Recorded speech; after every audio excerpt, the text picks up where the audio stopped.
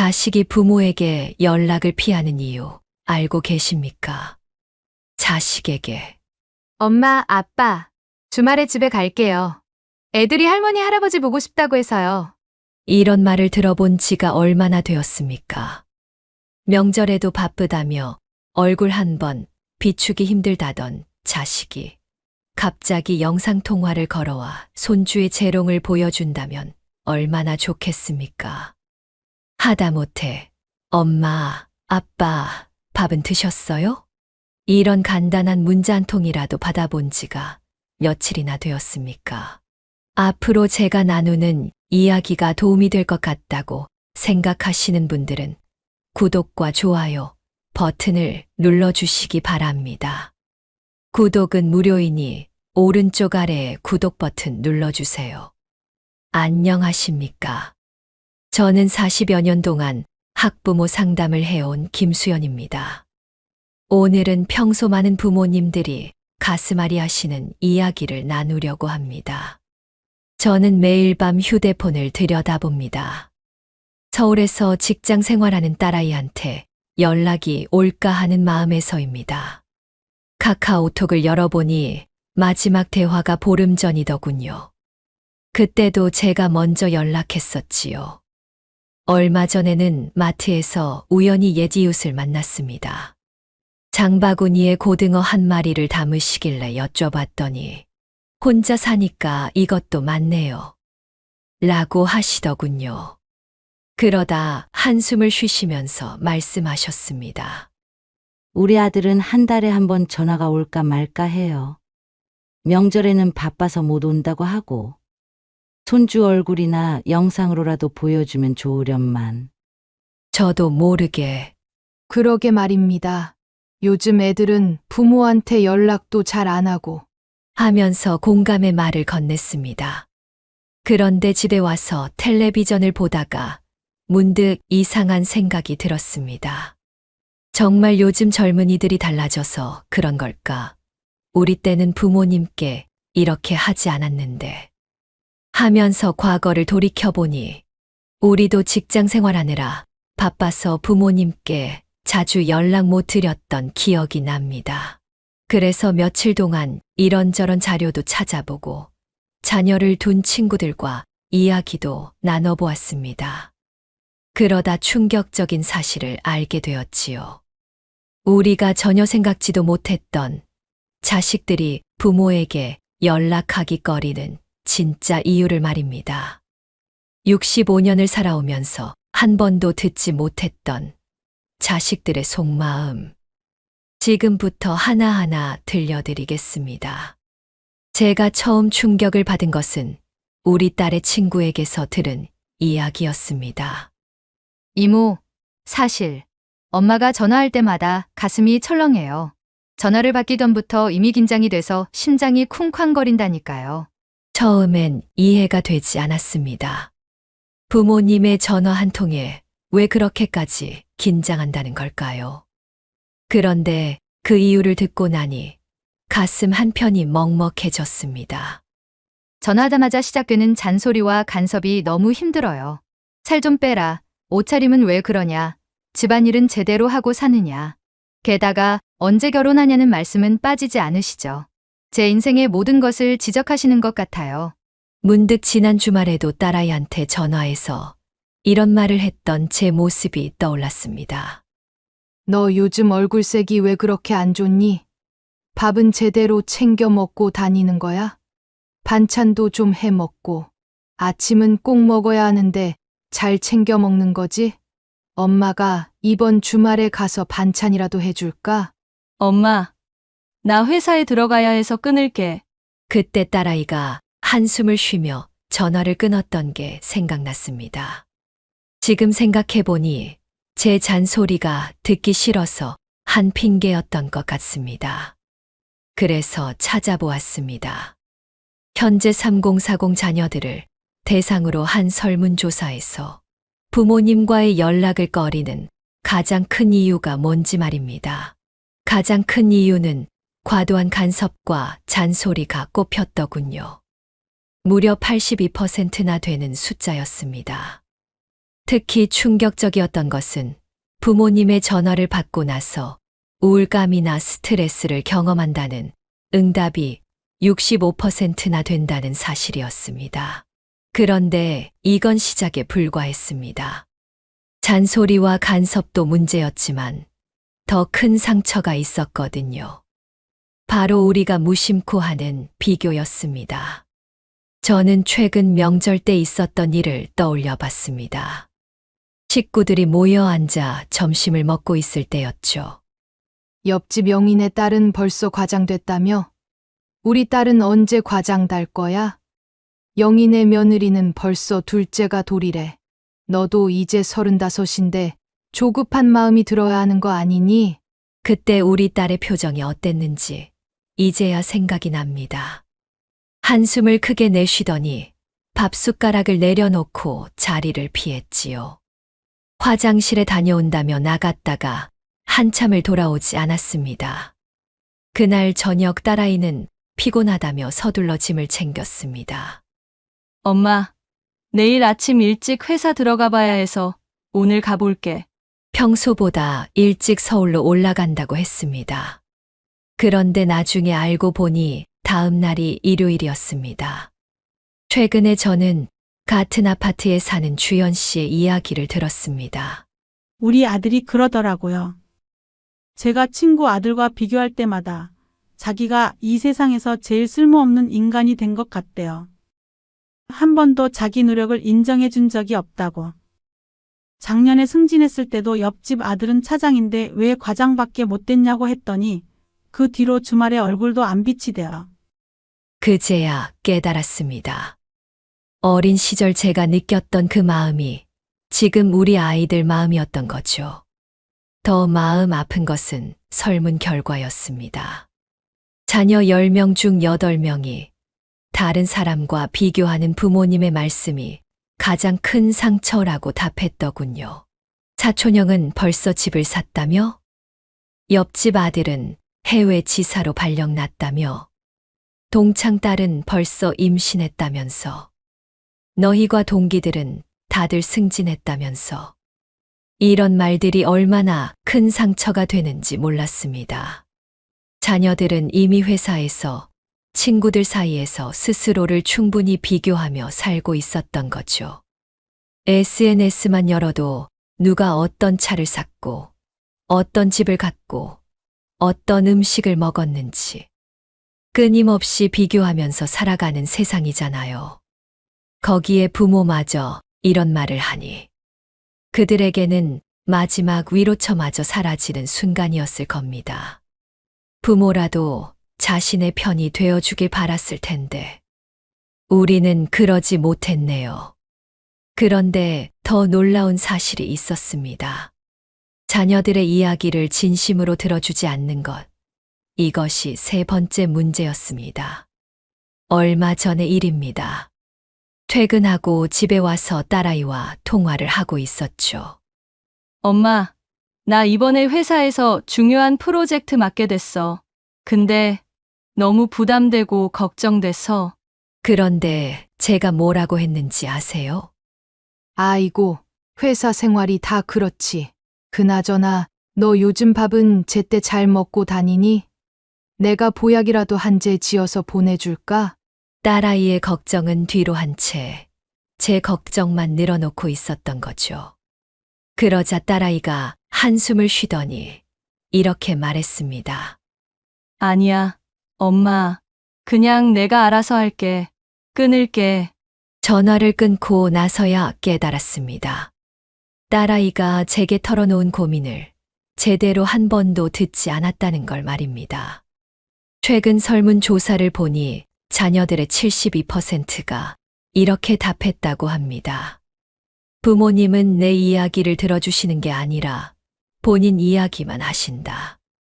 한 30대 직장인의 고백이 특히 마음에 남습니다. 부모님께 힘든 일을 털어놓으면 꼭 이런 말씀을 하세요.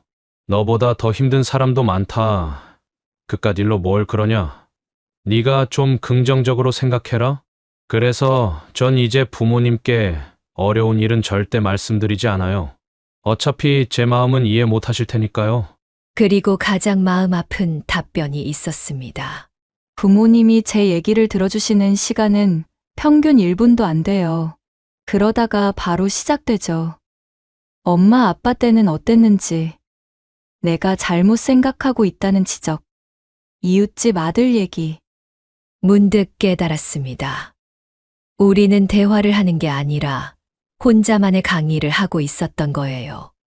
그런데 여기서 끝이 아니었습니다.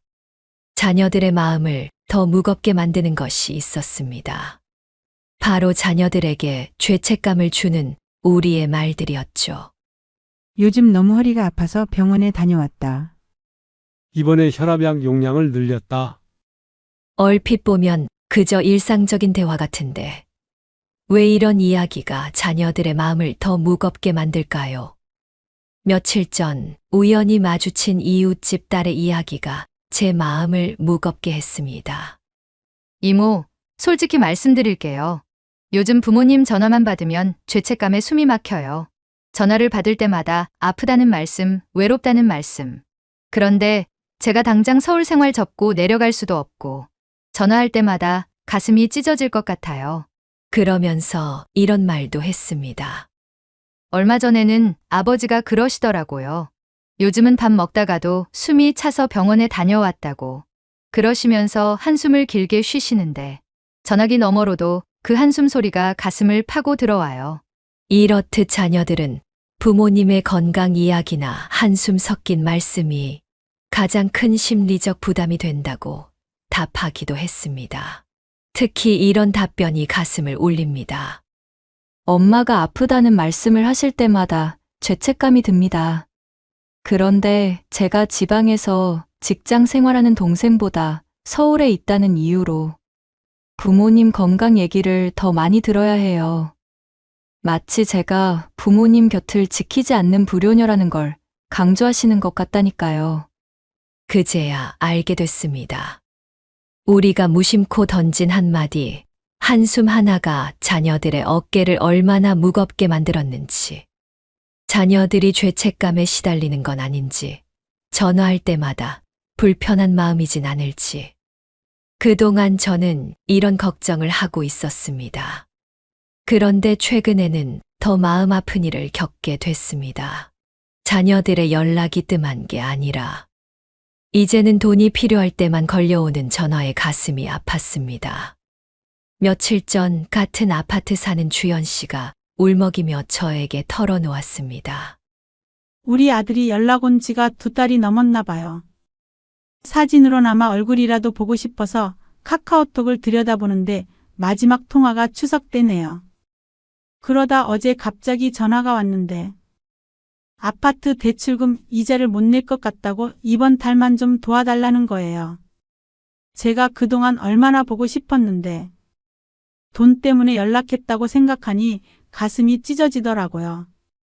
문득 우리 딸 생각이 났습니다. 엄마, 이번에 회사에서 해외 연수를 가게 됐는데 혹시 이번 달만 좀 도와줄 수 있어? 순간 목이 메었습니다. 그동안 딸아이 목소리가 얼마나 듣고 싶었는지, 밥은 잘 먹고 다니는지, 요즘 회사 생활은 어떤지, 그런 이야기를 나누고 싶었는데 전화기 너머로 들려오는 건 돈 이야기뿐이었습니다. 약속했던 대로 돈을 보내주고 나서 그래, 연수 가서 좋은 것 많이 배우고 와. 라고 문자를 보냈는데 감사합니다. 라는 딱딱한 답장만 왔더군요. 그 뒤로 한 달이 지났는데 연수는 어떻게 됐는지, 잘 지내는지 그런 이야기는 한 통도 없었습니다. 최근 한 설문조사를 보니 부모 10명 중 7명이 이런 답변을 했다고 합니다. 자녀가 돈 때문에 연락할 때가 가장 마음이 아프다.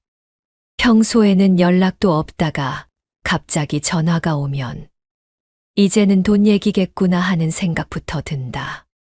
그래도 자식이니까 안 줄 수도 없고, 특히 한 어머님의 고백이 가슴을 울립니다. 지난 명절에 우리 아들이 왔어요.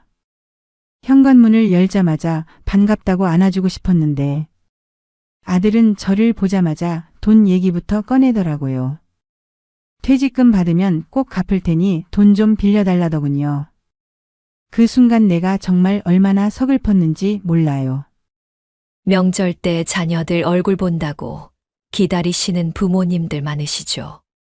그런데 요즘은 그마저도 돈 때문에 오는 것 같아 마음이 아프다는 분들이 많습니다.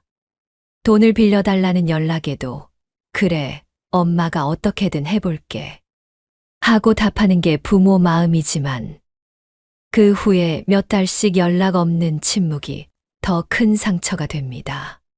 하지만 여기에는 더 깊은 이유가 있었습니다. 자녀들의 연락이 점점 더 멀어지는 이유. 이제야 그 해답을 찾은 것 같습니다. 우리는 그동안 자녀의 독립을 인정하지 않았던 거예요. 얼마 전 상담 전문가의 이야기가 제 마음을 울렸습니다. 부모님들이 가장 이해하기 어려워하는 게 뭔지 아세요? 자녀가 이제 완전한 독립적인 인격체라는 사실입니다. 자녀는 더 이상 부모의 소유물이 아닌데 많은 부모님들이 여전히 자녀를 미성년자처럼 대하시죠? 그 말을 듣는 순간 지난 시간이 파노라마처럼 스쳐 지나갔습니다. 너는 아직 어려서 잘 모를 거야. 엄마가 다 너를 위해서 하는 말이야. 부모 말이 다 너를 위한 거라는 걸 너는 왜 모르니? 이런 말들로 자녀의 생각을 무시했던 순간들. 결혼, 직장, 육아. 모든 선택의 순간마다 우리의 기준을 강요했던 순간들. 최근 한 설문 결과를 보고 놀랐습니다. 성인 자녀를 둔 부모 중 82%가 내 자녀는 아직 부모 도움 없이는 살지 못할 거야 라고 답했다고 해요. 반면 자녀들의 답변은 달랐습니다. 부모님은 제가 스스로 판단하고 선택할 수 있는 성인이라는 걸 인정하지 않으세요. 마치 제가 영원히 미성년자인 것처럼요. 문득 깨달았습니다. 자녀가 연락을 망설이는 이유가 이런 인정받지 못함에 있었던 겁니다. 그렇다면 우리는 무엇을 해야 할까요? 자녀와의 관계를 회복하는 첫 번째 방법은 바로 긍정적인 대화입니다. 얼마 전 40년 지기 친구 경희 씨의 이야기를 들었습니다. 요즘 우리 딸이 주말마다 전화를 해요. 처음엔 뭔가 일이 있나 했더니 그저 일상적인 이야기를 하고 싶어서 한다더라고요. 비결이 뭐냐고 물었더니 이렇게 답하더군요. 그동안 난 딸이 전화할 때마다 잔소리부터 했어요. 살 빼라, 결혼해라, 이것 해라, 저것 해라. 어느 날 문득 깨달았죠. 내가 딸의 모든 것을 인정하고 칭찬하기 시작하면 어떨까? 그 뒤로 달라졌다고 합니다.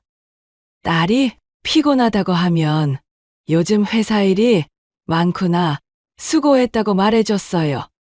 새로 산 원피스를 자랑하면 네가 입으니까 정말 예쁘다고 칭찬해줬고요. 처음엔 어색했는데 이제는 서로 일상을 나누는 게 자연스러워졌어요. 그러면서 경희 씨가 한 말이 가슴에 와닿았습니다. 자식한테 한 번도 안아주면서 말한 적 있나요? 너가 우리 딸이라서 정말 좋다고, 네가 있어서 엄마가 행복하다고. 최근 심리학자들의 연구 결과를 보니 부모의 긍정적인 인정이 성인 자녀와의 관계 회복에 가장 중요한 요소라고 합니다. 자녀가 무슨 이야기를 하든 우선 들어주고 작은 일상도 함께 기뻐해주고 힘들 때는 격려해주는 것. 바로 이런 태도가 자녀의 마음을 열게 한다고 하더군요. 하지만 여기서 중요한 게 하나 더 있었습니다. 자녀와의 관계를 회복하기 위한 구체적인 실천법. 이제 제가 배운 것을 나눠보려고 합니다. 며칠 전 퇴직한 교장 선생님이셨던 이웃집 어르신의 말씀입니다. 저는 매일 아침 9시 딸에게 문자를 보냅니다. 오늘도 좋은 하루 보내라고. 그리고 중요한 건 답장을 바라지 않는 거예요. 처음엔 이해가 안 됐습니다. 답장도 받지 못하는 문자를 왜 매일 보내시나 싶었죠. 처음엔 답장이 없어서 서운했어요. 하지만 6개월쯤 지났을까? 어느 날 딸이 먼저 전화가 왔더군요. 아빠의 아침 문자가 얼마나 큰 힘이 되는지 모른다고. 특히 이런 말씀이 가슴에 와닿았습니다. 자녀에게 연락하는 게 부담이 되면 안 됩니다. 부모가 보내는 문자나 전화가 자녀에게 짐이 되면 그 순간 관계는 멀어지기 시작하죠. 그래서 저는 이런 원칙을 세웠어요. 첫째, 답장을 강요하지 않습니다. 둘째, 부정적인 말은 절대 쓰지 않아요. 셋째, 항상 짧고 긍정적인 메시지만 보냅니다. 어떤 날은 그저 하트 이모티콘 하나만 보내기도 해요. 또 어떤 날은 예쁜 꽃 사진을 찍어서 보내죠. 날씨가 좋은 날은 산책하면서 찍은 하늘 사진을 보내기도 하고요. 그러면서 이런 조언도 해주셨습니다. 자녀가 연락했을 때 제일 중요한 건 첫 마디를 무엇으로 시작하느냐예요. 요즘 어떻게 지내니? 밥은 잘 먹고 다니니? 이런 일상적인 안부로 시작하는 거죠. 절대 이런 말로 시작하면 안 됩니다. 전화 한 통 없어서 서운했다. 요즘 몸이 안 좋다. 너무 외로웠다. 이런 말들은 자녀에게 큰 부담이 되거든요. 그리고 가장 중요한 조언을 해주셨습니다. 자녀가 전화를 걸어왔을 때 처음 3분은 그저 들어주세요. 잔소리도 걱정도 충고도 말고 그저 들어주는 겁니다. 특히 이런 말은 피하세요. 그건 이렇게 하는 게 더 낫지 않았을까? 엄마 아빠 때는 말이야. 너는 왜 이렇게? 대신 이렇게 말해보세요. 그랬구나. 많이 힘들었겠다. 내가 잘할 거라고 믿는다. 실제로 한 연구 결과를 보니 부모가 경청하는 시간이 길수록 자녀가 다시 연락하는 횟수가 늘어난다고 합니다. 무엇보다 중요한 건 자녀와의 대화가 서로에게 기쁨이 되어야 한다는 거죠. 부담이 아닌 위로가, 걱정이 아닌 응원이 되어야 합니다. 그런데 여기서 마지막으로 알아야 할 것이 있었습니다. 이제 마지막으로 가장 중요한 것을 말씀드리려고 합니다. 바로 기다림의 미학입니다. 30년 동안 가정상담을 해오신 김연숙 선생님의 말씀이 제 가슴을 울렸습니다. 자녀와의 관계 회복에는 시간이 필요합니다. 단 하루의 변화로 달라질 수 없어요. 부모가 먼저 변화하고 그 변화를 자녀가 느끼고 자녀가 마음을 열기까지 이 모든 과정에는 시간이 필요합니다. 그러면서 이런 말씀을 덧붙이셨습니다. 많은 부모님들이 조급해하세요. 내가 이렇게 달라졌는데 왜 우리 애는 변화가 없지? 하지만 기억하세요. 여러분이 자녀에게 준 상처가 치유되는데도 그만큼의 시간이 필요하다는 걸요. 문득 지난 날이 떠올랐습니다. 서두르다 놓친 것들, 재촉하다 놓친 것들, 조급해하다 놓친 것들. 이제는 알 것 같습니다. 자녀의 마음을 열게 하는 것, 우리의 노력과 함께 따뜻한 기다림이란 거요. 오늘도 어딘가에서 자녀의 연락을 기다리는 부모님들이 계실 겁니다. 그분들께 말씀드리고 싶습니다. 조급해하지 마세요. 억지로 서두르지 마세요. 그저 따뜻한 마음으로 기다려주세요. 그리고 오늘부터 시작해보세요. 작은 문자 한 통으로, 짧은 안부 인사로, 자녀를 향한 진심 어린 응원으로. 시간이 걸리겠지만 분명 언젠가는 자녀가 먼저 연락해올 그날이 올 겁니다. 자, 오늘 이야기 어떠셨나요? 우리 모두 자녀들의 연락을 기다리는 부모의 마음이지만 때론 그 기다림이 서로에게 상처가 될 수 있다는 걸 알게 됐습니다. 오늘 함께 나눈 내용을 정리해 드리면 자녀들이 연락하기 어려워하는 이유에는 부모의 잔소리와 간섭, 비교와 평가, 일방적인 대화, 건강 걱정으로 주는 부담감, 그리고 경제적인 문제들이 있었죠. 하지만 이제 우리는 알게 됐습니다. 답장을 바라지 않는 따뜻한 문자 한 통, 자녀의 이야기를 먼저 들어주는 3분의 경청, 그리고 조급해하지 않는 기다림의 시간. 이런 작은 실천들이 모여 자녀와의 관계를 회복시킬 수 있다는 거요. 자녀는 결국 부모를 찾게 됩니다. 지금은 연락이 없어도 언젠가 문득 부모를 떠올리는 순간이 올 겁니다. 여러분의 따뜻한 마음이 분명 자녀에게 전해질 거라 믿습니다. 세월의 지혜는 여러분의 성원으로 만들어집니다.